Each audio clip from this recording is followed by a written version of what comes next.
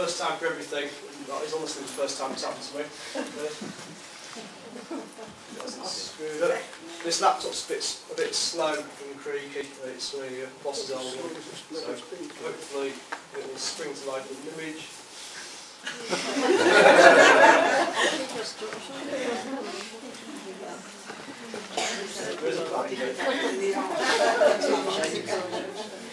Right, while it thinks about it, my name's Mark Adams and I work for National Museum's Liverpool Field Archaeology Unit. Based down in the Dock Traffic Complex and Albert Dock. This may take a little bit longer than I've planned if it's taken that long to generate slides every minute, so maybe, hopefully nobody has to get home before midnight. Anyway, I work for this National Museum's Liverpool, and we do field work not just in Newton-le-Willows but all over the northwest of England.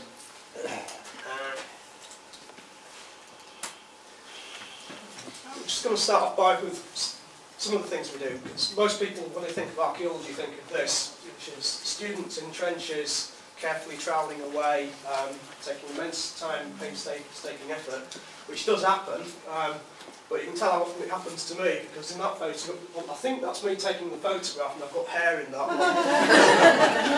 Not so much of a paunch as well. More often, what we do is what's called rescue excavation in advance of development. This is a site out at Lee Green, just south of St Helens. It's a similar sort of site to the ones I'm going to be talking about today. You see these two guys here with the high-vis jackets.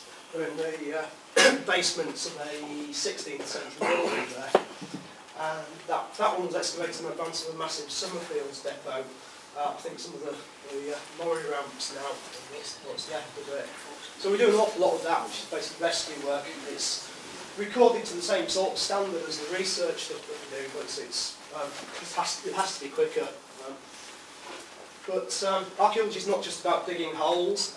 We do things called standing building recording, which I'll touch on later on today when we're talking about Newton Hall. This is Sarah, one of the people I work with here. And what she's doing is using a thing called a total station reflectorless EDM to basically produce a drawing in the field of this elevation here of what's an 18th century mill. Wearing a hard hat, that's partly protected from the building, partly protected from the locals. But it's not just digging, not just field work. I spend probably at least 50–60% of my time sat in an office like that, staring at a computer screen or reading books, because in order to know where to, one of the questions I get asked all the time is, how do you know where to dig? And again, that's something that we'll touch on later today. But a lot of it's actually books, maps, things like that. And before you even stick as much as a trowel in the ground, there's an awful lot of documentary research to do. And that carries on after the digging's finished as well. So digging holes and getting muddy is only a fraction of what we do. That's something I forgot to mention actually. It's not just me. The stuff I'm going to talk about today is the cumulative work of myself and other people as well. Not just professional archaeologists, but local people in Newton-le-Willows as well. We're going to start off. Most of you hopefully know where the two sites are. Apologising for red-green colourblind and can't make this out. This is an aerial view of Newton-le-Willows. We've got the motorway at the top here, the main line running across there, Newton High Street, and Newton Hall is down here, this red dot, just sat in splendid isolation in the trees down there. Crow Hall down here, just up Crow Lane. If you're not sure where Crow Hall was, stick your head out the door on the way out. There's the building site over the road. Right, like I said, a lot of what I do is actually documentary work. It's not just digging things. And we're going to be touching on, going into quite some depth on Newton Hall. It's got quite an interesting documentary history for a number of reasons. And these are the sorts of sources that I use in doing that. We've got original documents, so deeds, letters that people have written, particularly diaries as well.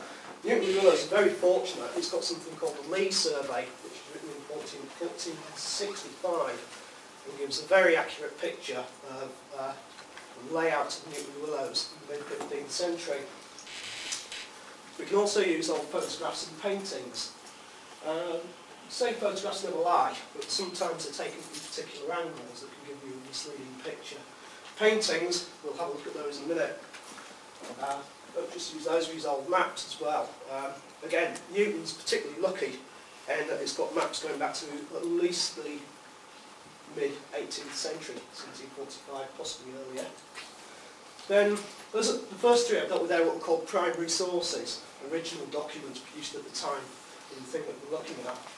There's also things called, there are written sources, secondary sources, which are based on those. For Lancashire, we've got county histories. The two biggest and best are the Baines, who was writing in the 1850s, and there's also two guys called Farrer and Brownbill, who were writing at the beginning of the 20th century.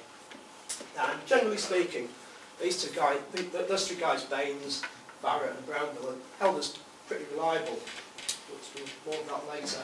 And there are also local histories as well. There are a couple of the two local histories you may have come across. Newton-le-Willows are written at the start of the 20th century by a guy called Cole and a guy called Lane. And there, again, we'll look at those later. Go to some original sources. You may not be able to read that at the back, but this is a diary entry which is generally assumed to be connected with Newton Hall. And if you can read it, it's very typical. It's obviously a typical builder-client relationship. He seems to spend most of his time complaining about his builders. So, for the 17th of October 1634, much troubled with building. Then on the 19th, Sunday, my mind very much disquieted about my building. So, and he carries on in the same sort of vein for a couple of weeks. So he finally moves in on his own and sits there and prays. I don't know quite what he was praying about. This is from a book written in 1852 by this guy, Rimmer. And it's the earliest citation of this diary that I've come across. Now, normally, if you look at county histories like Baines and Farrer and Brownbill, and guys like Lane and Cole as well, they all say that Newton Hall was built by this guy, by the Blackburn family. But Rimmer seems to be contradicting them. He's saying it's built by John Ireland. Now, I only came across this sort of inconsistency when I was actually putting this talk together, so I've actually got some work to do. Because there's a contradiction in documents somewhere. In the mid-19th century, they're saying this, Alfred Rimmer is saying that John Ireland built Newton Hall in 1634. By about 1910, for some reason Farrer and Brownbill were saying it's the Blackburn family, and what we're going to have to do is go back to the original documents if we can. It looks, from reading between the lines of this text, it looks like the diary was in private ownership at the time. And I've been trying to find it desperately over the weekend in various online archives, and I have no success yet. If anybody in this room knows where this diary is, I'd love to know, because we need to go back to it. The other trouble with it, and the reason I've used this extract, is it's written in code as well. So, it's a fascinating story. So we know a little bit about Newton Hall. It's built, we think we know it's built in 1634. And we've also got this description written in 1695 by a local antiquary, Dr. Curden, who did a sort of cook's tour from Warrington up north through Newton-le-Willows and on to Preston, describing things that he saw. And he's got this fascinating little description